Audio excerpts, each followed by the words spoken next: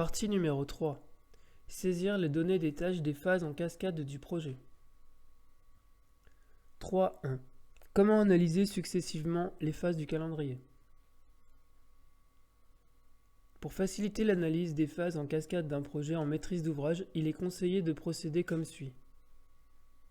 Au départ, on analyse la première phase du calendrier pour obtenir et visualiser le planning de son déroulement. On détermine toutes les contraintes internes et externes au projet, les risques prévisibles en particulier pour cette première phase.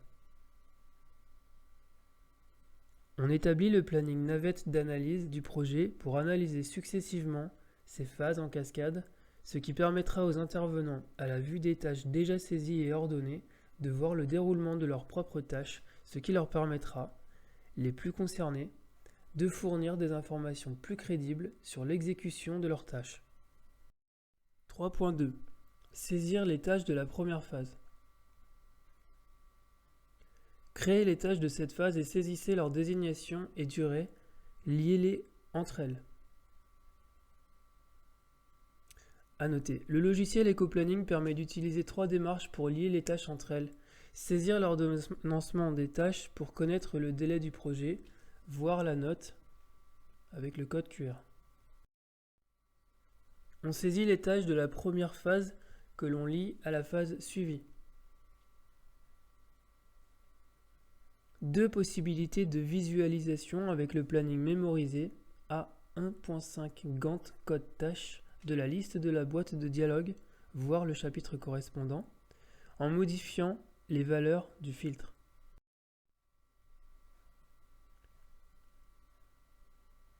Modifier les valeurs du filtre d'A à G pour avoir le projet complet. Filtrer pour n'avoir que les phases désirées. Pour la première phase, saisir d'A à A. 3.3.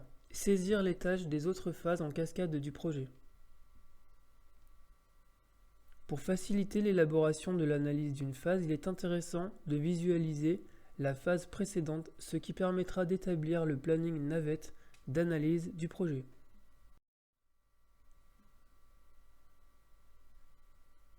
3.4.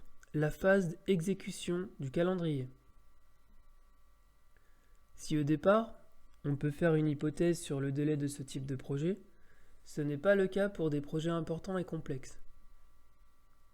Pour la phase d'exécution, il est conseillé de faire une analyse exhaustive qui correspond à l'importance et la complexité du projet pour déterminer le délai. Par ailleurs, on intégrera des repères pour permettre le suivi du déroulement.